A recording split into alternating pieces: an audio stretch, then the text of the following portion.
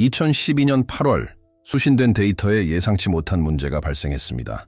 아네프로브 보이저 1호 1977년에 발사되어 몇 년 동안만 작동하도록 설계된 보이저 탐사선은 주변 환경에 급격한 변화를 기록했습니다.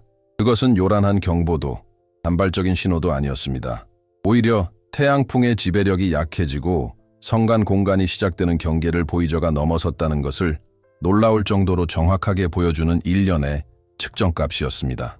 수십 년 동안 이론적인 한계로 여겨졌던 태양권 계면을 넘어선 것입니다. 그러나 그 다음에 일어난 일은 과학자들이 가장 기본적으로 예상했던 침묵과는 달랐습니다.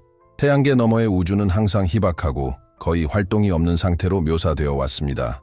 입자가 흩어져 있고 자기장이 약하며 변화가 거의 없는 매질이라는 것이죠. 그것이 모델들이 예측한 바였고 실제로 발견될 것으로 예상했던 모습이었습니다.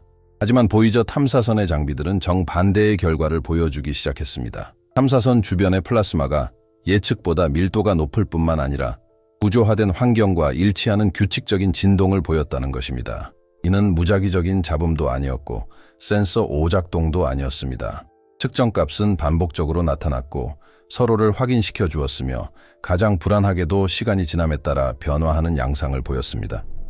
이 문제의 심각성을 이해하려면 보이저호가 어디에 있었는지 기억해야 합니다.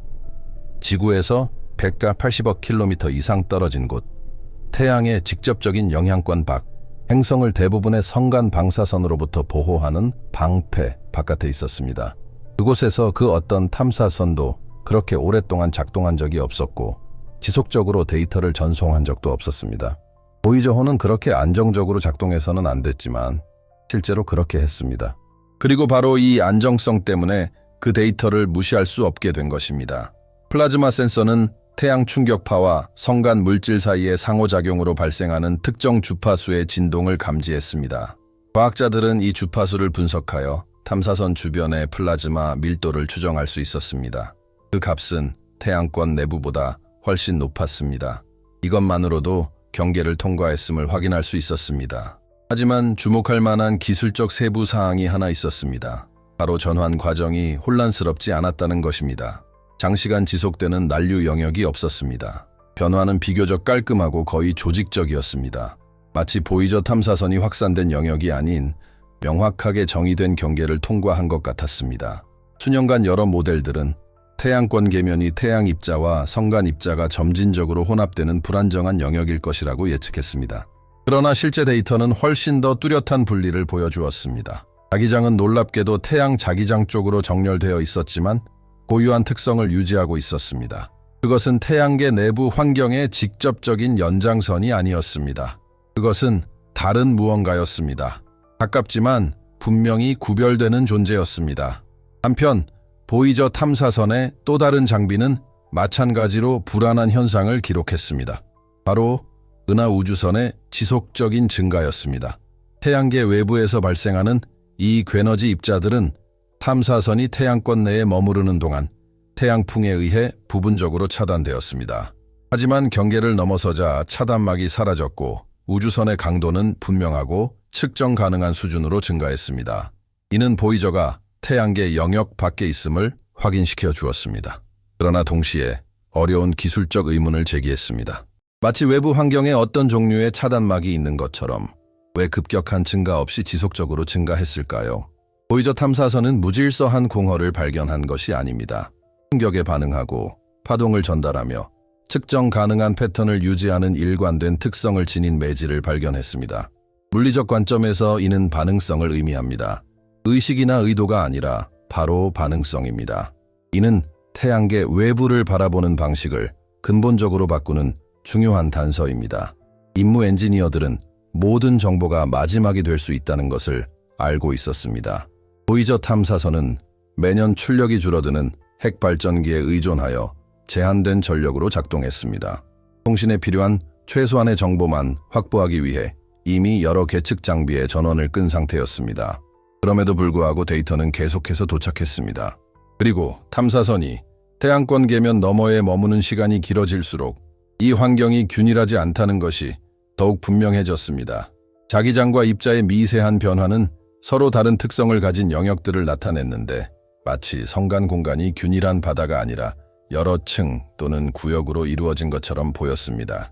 만약 성간 공간이 뚜렷하게 구분되는 영역으로 이루어져 있다면 우리가 별들 사이의 공간에 대해 가지고 있는 단순화된 관점은 불완전한 것입니다. 태양계와 아주 가까운 곳에서조차 이러한 관점이 불완전하다면 더 먼 거리에서는 어떨까요? 보이저 탐사선은 여러 한계에도 불구하고 경계를 넘는다는 것은 무우의 공간으로 들어가는 것이 아니라 우리가 아직 완전히 설명할 수 없는 미지의 영역으로 들어가는 것임을 보여주었습니다. 이 모든 것은 요란하게 발표되지 않았습니다. 극적인 기자회견도 없었죠. 결론은 기술 논문, 데이터 검토, 내부 토론을 통해 점진적으로 도출되었습니다. 신중함이 필요했습니다. 잘못 해석할 경우 우주 물리학에 심각한 영향을 미칠 수 있었기 때문입니다. 하지만 여러 증거들이 너무나 확실해서 무시할 수 없었습니다. 보이저 탐사선은 태양계 경계를 넘어섰고 그 너머에서 발견한 것은 수십 년 동안 가르쳐온 가장 단순한 시나리오와는 일치하지 않았습니다. 앞으로 이어질 내용의 토대를 마련하는 중요한 지점이 있습니다. 지금까지 우리는 수동적인 측정에 대해 이야기해왔습니다. 보이저 탐사선은 관측하고, 기록하고, 측정했습니다. 하지만 몇몇 패턴은 단순한 통과 이상의 의미를 시사합니다. 특정 사건, 예를 들어 태양에서 발생한 충격파가 수년 후 탐사선의 위치에 도달한 후 특정 변동이 발생했습니다. 성간 물질은 이러한 파동에 감지 가능한 방식으로 반응했습니다. 그것은 멀리서 들려오는 메아리가 아니었습니다. 천문학적 관점에서 거의 즉각적으로 일어난 측정 가능한 반응이었습니다. 이러한 세부 사항은 핵심 질문을 바꿉니다. 더 이상 단순히 태양계 너머에 무엇이 존재하는가에 대한 질문이 아니라 이 환경이 교란될 때 어떻게 작용하는가에 대한 질문이 됩니다. 경계는 정지된 벽이 아닙니다. 상호작용이 일어나는 영역입니다. 상호작용이 있다면 역동성이 존재하고 역동성이 있다면 우리가 아직 완전히 이해하지 못하는 과정들이 존재합니다. 데이터가 단순히 호기심을 충족시키는 수준을 넘어 태양계 너머의 우주가 단순한 배경이 아니라 현재 모델로는 설명할 수 없는 특성을 지닌 활발한 시스템임을 보여주기 시작하는 순간 보이저 탐사선의 장비들은 이 영역에 대해 정확히 무엇을 밝혀내고 있는 것일까요? 그리고 왜 이러한 해답 중 일부는 탐사선이 해당 환경을 자극하며 지나갈 때에만 나타나는 것일까요? 보이저 1호의 비행은 영화 같은 순간으로 발표되지 않았습니다. 오히려 가장 어색한 방식으로 확인되었습니다. 일치하지 않아야 할 데이터들이 수렴했기 때문입니다. 먼저 태양계 내부 입자들의 붕괴가 일어났습니다. 그 다음 외부에서 유입된 물질들이 엄청난 기세로 쏟아져 들어왔습니다. 그리고 마침내 가장 객관적인 증거가 나타났습니다. 성간 매질과 호환되는 플라즈마 밀도. 연구자들이 가장 자주 언급하는 전환점은 다음과 같습니다. 2012년 8월 25일 보이저 1호가 활동하던 시절 222 천문 단위 태양의 한쪽 면을 센서가 감지했습니다. 떨어지다 태양풍에서 흔히 볼 수 있는 입자의 흐름. 반면에 장비들은 다음과 같은 것을 기록했습니다. 도약은하 우주선은 은하를 통과하는 괴너지 입자로 태양권 내에서 태양의 차폐막에 의해 부분적으로 역과됩니다. 이는 점진적인 조정이 아니었습니다. 급격한 변화였기에 느린 혼합 시나리오에 맞추기 어렵습니다. 하지만 심각한 기술적 문제가 있었습니다. 보이저 1호의 장비에는 작동하는 플라즈마 장비가 없습니다. 우주 공간의 밀도를 직접 측정하는 것. 이는 입자의 변화는 알았지만 정말로 태양권 계면을 넘어선 것일까라는 논의를 불러일으켰습니다. 그 해답은 간접적이면서도 매우 실용적인 방법을 통해 나왔습니다. 플라즈마 파동. 안에 2013년 4월 9일 플라즈마파 계측기 PWS는 주변에서 진동을 감지했습니다. 6kHz 플라즈마의 진동 주파수는 시적인 표현이 아니라 숫자입니다. 그리고 이 숫자는 밀도가 됩니다. 이러한 진동 주파수를 측정하면 주변 환경의 전자 밀도를 추론할 수 있습니다. 결과는 다음과 같습니다. 입방 센티미터당 약 0.08개의 입자인은 국부적인 성간 매질에서 예상되는 값과 매우 유사한 값입니다. 이 세부 사항이 판도를 바꾸는 이유는 간단합니다. 인구 밀도는 해당 지역의 특징을 나타내는 지표입니다. 태양권 내부, 즉 태양권 경계면, 바로 앞쪽의 구불구불한 영역인 태양권 덮개에서는 밀도가 훨씬 낮을 것으로 예상됩니다. 과학적인 관점에서 볼 때 태양권 계면은 밀도가 크게 급격히 변하는 지점, 즉 대략적인 값이 100% 정도 되는 지점을 나타내야 합니다. 약 0.6cm 무언가에 가까운 약 0.1 cm3 보이저 1호가 추정한 값은 실제로 우주선 외부에 있을 경우 예상되는 값과 정확히 일치합니다. 그 시점까지는 임무완수처럼 보입니다. 하지만 이야기는 바로 그 지점에서 흥미진진해집니다. 국경에서 예상치 못한 일이 벌어졌고 때문입니다. 수십 년 동안 헬리오포즈는 쉽게 섞이지 않는 두 개의 자기화된 플라스마가 명확하게 분리된 영역으로 상상되어 왔습니다. 그럼에도 불구하고 많은 모델은 더 격렬하고 혼란스러운 전이 영역을 예상했습니다. 하지만 보이저 탐사선은 여러 면에서 너무나 깔끔한 변화를 보여주었습니다. 태양 입자의 감소와 우주선의 증가는 너무나 뚜렷해서 일부 분석에서는 이를 비공식적으로 일종의 경계면이라고 부르기도 했습니다. 자기 고속도로, 마치 탐사선이 특정 입자들이 더 이상 머무를 수 없는 통로에 들어간 것 같았다. 그리고 여기서 당혹스러운 사실이 드러납니다. 자기장은 일부 사람들이 예상했던 방식대로 변하지 않았다. 성간 공간에 진입하면 모든 것이 바뀐다 라고 상상해 보세요. 현실은 그보다 훨씬 더 기묘했습니다. 측정된 자기장의 방향이 내부의 자기장과 유사한 방식으로 정렬된 것처럼 보였는데 이는 수년간 논쟁과 재해석을 불러일으킨 요인이었습니다. 우주과학에서 이는 단순한 세부사항이 아닙니다. 바로 이 점이 성간 공간의 벽 너머에 있는지 아니면 자기장선으로 태양계와 여전히 연결된 경계 구조물에 있는지를 결정짓는 중요한 요소입니다. 그렇다면 보이저 탐사선은 정확히 무엇을 발견했을까요? 오늘날 가장 확실한 그림은 다음과 같습니다. 태양계의 가장자리는 끝이 아닙니다. 그곳은 활발한 상호작용이 일어나는 영역입니다. 태양 충격파가 수년간 전파되어 도달하는 곳으로 플라스마를 압축하고 파동을 발생시키며 침묵 속에서는 드러나지 않는 성간 물질의 특성을 보여줍니다. 이러한 점은 보이저 탐사선이 성간 공간에서의 플라스마 파동 현상을 어떻게 감지하는지 분석한 후속 연구들을 통해 더욱 강화되었습니다. 밀도 기울기와 난류 태양권 계면 바깥, 즉 균일한 바다가 아니라는 것은 분명합니다. 엄청난 규모의 구조와 변화가 존재합니다. 자, 이제 그것을 오늘 여기 있는 당신과 연결해 보세요. 대부분의 사람들은 우주가 우리 삶과 무관한 것처럼 살아갑니다. 하지만 보이저 탐사선이 측정하는 내용은 우리의 허락 없이도 우리의 삶을 형성하는 두 가지 요소에 직접적인 영향을 미칩니다. 방사 그리고 기술, 방사선, 우주선. 보이저 탐사선이 태양의 차폐막을 벗어나자 더 많은 은하 우주선이 관측되었습니다. 이는 단순한 호기심이 아니라 우주 비행사의 방사선 위험에 영향을 미치는 바로 그 입자들의 집합체이며 달, 화성 또는 그 너머로 향하는 장기 탐사 임무 계획에 있어 심각한 문제로 대두되는 것입니다. 외부는 단순히 멀리 떨어져 있을 뿐만 아니라 훨씬 더 적대적입니다. 게다가 이러한 입자들의 강도는 고정되어 있지 않고 태양 주기와 태양권의 수축 및 팽창에 따라 변합니다. 보이저 탐사선은 이러한 이론을 실제 측정으로 전환하는 데 기여했습니다. 기술 및 인프라, 우리 행성은 위성, GPS, 통신, 네트워크와 같은 민감한 전자장치에 의존하고 있습니다.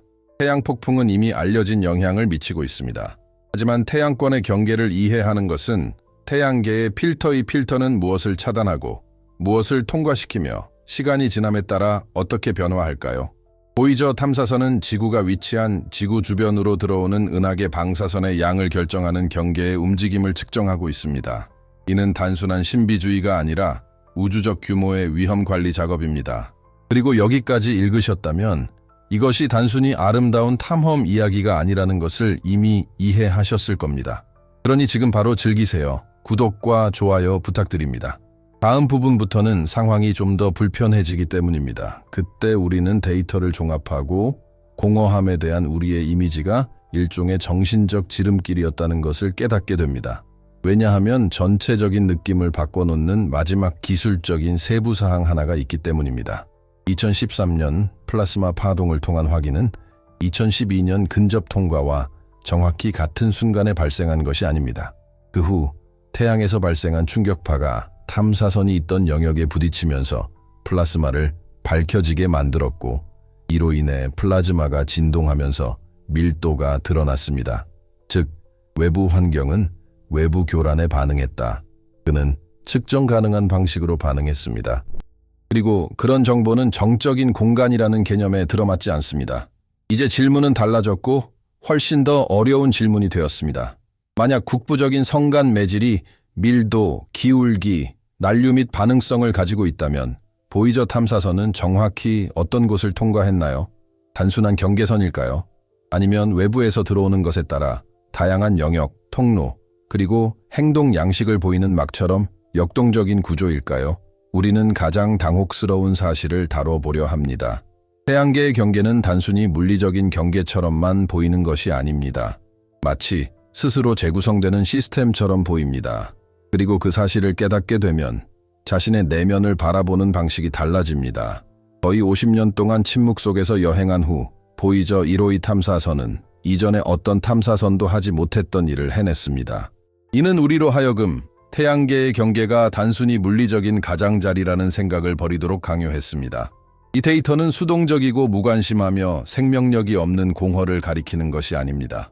오히려 반응하고 스스로를 재구성하며 교란에 대응하고 고유한 속성을 유지하는 환경을 가리킵니다. 이를 무시하는 것은 중립적인 선택이 아니라 우리가 우주를 이해하는 방식, 나아가 우리 자신을 이해하는 방식을 형성하는 결정입니다. 현대과학은 편안한 분리, 즉 내부에는 복잡한 시스템, 생명, 의식이 있고 저 외부에는 단순한 물질, 맹목적인 힘, 우연이 있다는 구분을 바탕으로 성장해 왔습니다. 보이저호는 이러한 개념적 경계를 허물었습니다. 인간적인 의미의 의도나 지능을 제시함으로써가 아니라 그건 왜곡일 테니까요. 보이저호는 우주는 정적인 배경처럼 행동하지 않습니다. 그는 소통하고 반응하며 우리가 침묵만이 존재한다고 믿었던 순간에도 자신만의 역동성을 보여줍니다. 이로 인한 실질적인 결과는 즉각적이고 심오합니다. 과학적인 관점에서 볼 때 성간 공간이 균일하다는 생각을 고집하는 것은 방사선, 입자 전파, 그리고 미래 유인 우주, 탐사 임무의 안전에 대한 우리의 모델을 제안합니다. 오늘 무시되는 모든 데이터는 내일의 위험이 됩니다. 보이저 탐사선은 추상적인 이야기를 하는 것이 아닙니다. 지구를 둘러싼 우주의 기후를 측정하고 있는 것입니다. 이 기후는 우주선 설계부터 우주 비행사의 안전, 그리고 현대 생활을 지탱하는 기술의 안정성에 이르기까지 모든 것에 영향을 미칩니다. 하지만 훨씬 더 불편한 결과가 있는데 이는 기술적인 스프레드시트로 설명할 수 있는 문제가 아닙니다. 만약 태양계 경계가 상호작용 영역, 즉 일종의 역동적인 막으로 기능한다면 우주를 무관심한 무대로 보는 고전적인 관점은 더 이상 타당하지 않게 된다. 보이저 탐사선이 시사하는 바는 바로 이것이다. 우리는 무 속에 잠겨 있는 것이 아닙니다. 우리는 더 큰 시스템 속에 내재되어 있으며 그 시스템의 다양한 층위, 반응, 구조들을 이제 막 인식하기 시작했습니다. 이는 신비주의를 요구하는 것이 아닙니다. 지적인 정직함을 요구하는 것입니다. 수십 년 동안 우리는 의식이 은하계의 중요하지 않은 지점에 있는 생물학적 두뇌에만 국한된 드문 우연의 산물이라고 생각하는데 익숙해졌습니다. 하지만 여기서 제기되는 질문은 우주는 우리처럼 생각하는가가 아닙니다. 그 질문은 피상적입니다. 진짜 질문은 다음과 같습니다. 우리는 왜 우주를 조직도, 반응도, 일관성도 전혀 없는 어떤 것으로 여기려고 고집하는 걸까요? 보이저 탐사선은 심우주조차도 접촉에 반응한다는 것을 보여주었습니다. 그 반응은 측정 가능한 방식이며 구조화된 방식입니다. 이러한 유형의 발견은 대중에게 알려지면서 그 의미가 희석되는 경우가 많습니다. 단순한 기술 보고서로 전락하고 과학적 호기심거리로 여겨지며 그저 또 하나의 획기적인 발견 정도로 치부됩니다. 하지만 그 영향은 점진적인 것이 아니라 개념적인 것입니다. 왜냐하면 그 핵심은 태도의 변화, 즉 우주를 생명 없는 대상으로 보는 시각에서 벗어나 우리가 좋든 싫든 그 일부인 능동적인 시스템으로 보기 시작하는 것에 있기 때문입니다. 그리고 여기서 민감한 문제가 발생합니다.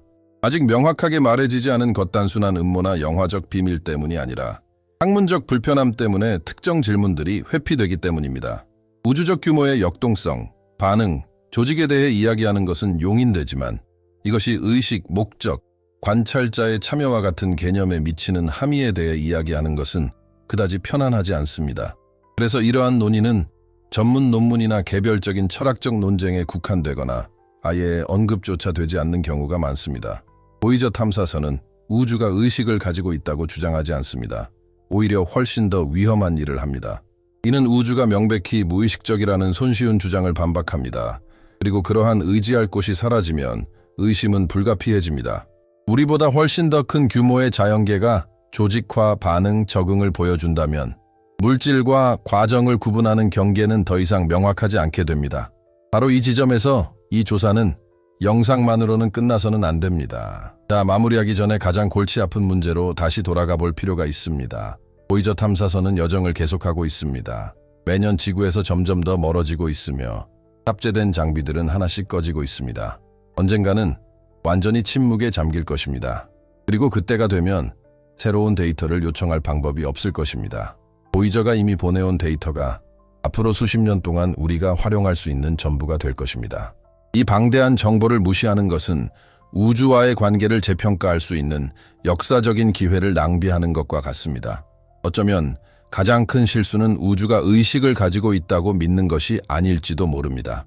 가장 큰 실수는 그가 그렇지 않다고 오만하게 가정하다단지 우리에게 더 편해 보이기 때문입니다. 이 글이 여러분에게 공감을 불러일으켰다면, 혹은 이 글의 어떤 부분이 여러분의 마음에 와닿았다면 좋은 의미로 채널 구독과 좋아요를 눌러주시고 이 국경 너머에 무엇이 존재할지 여러분의 생각을 댓글로 남겨주세요. 제 의견에 동의하자는 게 아니라 함께 생각해보자는 겁니다.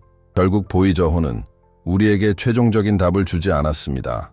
어둠 속에서 홀로 여행하며 우리에게 열린 질문 하나만을 남겼을 뿐입니다. 우주의 침묵이 결코 부재가 아니라 우리가 아직 듣지 못한 언어라면 어떨까요?